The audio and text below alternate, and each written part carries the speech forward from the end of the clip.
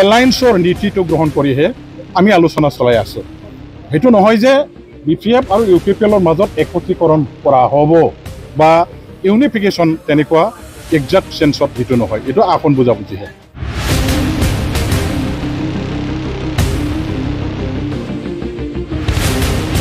সেই সময়তে একেদিনতে এবাৰতে গোটেইখিনি ঠিক ঠাক হৈ যাব সেইটো আপোনালোকে নাভাবিব। এতিয়ালৈকে যিমানলৈকে চলিছে আমি নীতিগতভাৱে সন্মত হৈছোঁ যে আমি একেলগে নিৰ্বাচনত অংশগ্ৰহণ কৰিম। এলায়েন্সত থাকি নিজৰ দলীয় কাম কাজ কৰিবলৈ যাওঁতে নিজৰ দলীয় নীতি কাম কাজৰ ওপৰত ৰাইজক সচেতন কৰিবৰ কাৰণে কথা কওক, কিন্তু দুয়োটা দলৰ মাজত আকৌ মিলিব নোৱাৰা ধৰণৰ একেলগে কাম কৰিব নোৱাৰা ধৰণৰ পৰিস্থিতি কোনো পক্ষৰ পৰা যাতে পুনৰ সৃষ্টি নকৰে এলায়েন্সৰ নীতিটো গ্ৰহণ কৰিহে আমি আলোচনা চলাই আছোঁ। সেইটো নহয় যে BPF আৰু UPPLৰ মাজত একত্ৰীকৰণ কৰা হ'ব বা ইউনিফিকেশ্যন তেনেকুৱা একজাক্ট চেন্সত সেইটো নহয়, এইটো আসন বুজাবুজিহে। আৰু এতিয়ালৈকে যিটো আলোচনা চলাই আছে, আলোচনাটো আপোনাসকলে চবেই জানে এইটো খুব জটিল বিষয়, এইটো খুব স্পৰ্শকাতৰ বিষয়। এদিনত এবাৰ আলোচনা কৰিয়ে কিবা এটা সমাধান ওলাব এইটো আপোনালোকে কেতিয়াও নাভাবিব। বহু বছৰ ধৰি আমাৰ মাজত ঘাট প্ৰতিঘাতৰ মাজেৰে যিহেতু আমি আহিছোঁ, সমালোচনা বিভিন্ন ধৰণৰ আমি দুই মেৰুত থাকি পেলাই দল চলাই অহা। গতিকে একে সময়তে একেদিনতে এবাৰতে গোটেইখিনি ঠিক ঠাক হৈ যাব সেইটো আপোনালোকে নাভাবিব। আমি খুব সংযমেৰে খুব সাৱধানতাৰে আগবাঢ়িব লাগিব আৰু দুয়োটা দলৰ নেতা কৰ্মীসকলে চবে সদিচ্ছাৰে আগবাঢ়িব লাগিব। আলোচনা আমাৰ মাজত চলি আছে, এতিয়ালৈকে যিমানলৈকে চলিছে আমি নীতিগতভাৱে সন্মত হৈছোঁ যে আমি একেলগে নিৰ্বাচনত অংশগ্ৰহণ কৰিম এলায়েন্সত থাকি। কিন্তু এলায়েন্সৰ এতিয়া ফৰ্মুলা কেনেকুৱা ধৰণৰ হ'ব, কেনেকুৱা নীতিৰে আমি এলায়েন্সটো কৰিম, ইয়াৰ ওপৰতো আমি আলোচনা কৰিম। সেইটো এটা টেকনিকেল পাৰ্ট, পলিটিকেল টেকনিকেল মেটাৰৰ ওপৰত ডিছকাশ্যন আমি কৰিবৰ কাৰণে আগন্তুক আলোচনাত সেইটো আৰম্ভ কৰিম।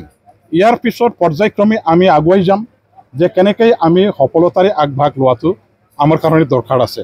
কিন্তু এটা কথা ঠিক যে দুয়োটা দলৰ নেতাৰ পৰা আৰম্ভ কৰি যিসকল কৰ্মী আছে, ভোটাৰ ৰাইজ আছে, BTC বাকী ৰাইজ আছে, অকল বড়ো জনগণৰ কথা নহয়, সকলো জাতি জনগোষ্ঠীৰ দল সংগঠনৰ নেতা কৰ্মীসকলেও BTCত স্থায়ী শান্তি নিৰাপত্তা চবেই যিহেতু বিচাৰিছে, সম উন্নয়ন সম বিকাশ সম মৰ্যাদাৰ কথা যিহেতু চবেই চিন্তা কৰে।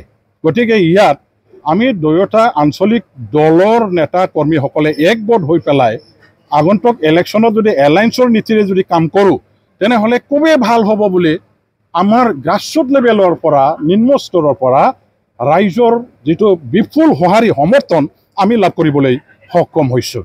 চবেই বিচাৰিছে যে এই দুটা দলে একেলগে ইলেকশ্যনটো খেলক, সেইটো এটা ইউনিফিকেশ্যনৰ প্ৰাৰম্ভিক পৰ্যায়ৰ এটা কাম হওক, এইটোকে ৰাইজে বিচাৰিছে। গতিকে এই আলোচনাটো সফল কৰাৰ বেলেকাত চবৰে দায়িত্ব আছে, কৰ্তব্য আছে, ৰাইজৰো আছে, ৰাজনৈতিক অৰাজনৈতিক দল সংগঠন যিবিলাক আছে তেওঁলোকৰো দায়িত্ব আছে, কৰ্তব্য আছে, সফল কৰিবই লাগিব। ইয়াৰ মাজত হয়তো মানুহবিলাকে ভাবিব পাৰে বিভিন্ন ধৰণৰ কথা বাৰ্তাবিলাক বাহিৰত যিটো ওলাই আছে, ওলাবই স্বাভাৱিক, আমি কাৰো মুখটো বন্ধ কৰিব নোৱাৰোঁ, কিন্তু আমাৰ দায়িত্ব আমি কৰি আছোঁ, পালন কৰি আছোঁ, আমি কাম কৰিম। কিন্তু মই আহ্বান জনাওঁ যে দুয়োটা দলৰ যিসকল নেতা কৰ্মী আছে তেখেতসকলে আপাতত এইবিলাক নিজৰ মাজত বকাবকি কৰা, প্ৰতি সমালোচনা কৰা, এইবিলাক আপাতত চিজফায়াৰত ৰাখি পেলাই কাম কৰাৰ দৰকাৰ নিশ্চয় আছে। আলোচনাৰ বাতাবৰণ আমি অলৰেডি তৈয়াৰ কৰিছোঁ আৰু এই আলোচনাৰ যিটো বাতাবৰণ তৈয়াৰ কৰা সেইটো যাতে বিঘ্নিত ইয়াত ঘটি যাব যাতে নোৱাৰে, ইয়াৰ কাৰণে দুয়োটা দলৰ নেতা কৰ্মীসকলে সংযমেৰে কথাবিলাক ক'ব লাগিব। নিজৰ দলীয় কাম কাজ কৰিবলৈ যাওঁতে নিজৰ দলীয় নীতি কাম কাজৰ ওপৰত ৰাইজক সচেতন কৰিবৰ কাৰণে কথা কওক, কিন্তু দুয়োটা দলৰ মাজত আকৌ মিলিব নোৱাৰা ধৰণৰ একেলগে কাম কৰিব নোৱাৰা ধৰণৰ পৰিস্থিতি কোনো পক্ষৰ পৰা যাতে পুনৰ সৃষ্টি নকৰে, কৰাটো যাতে নহয় বা এই ধৰণৰ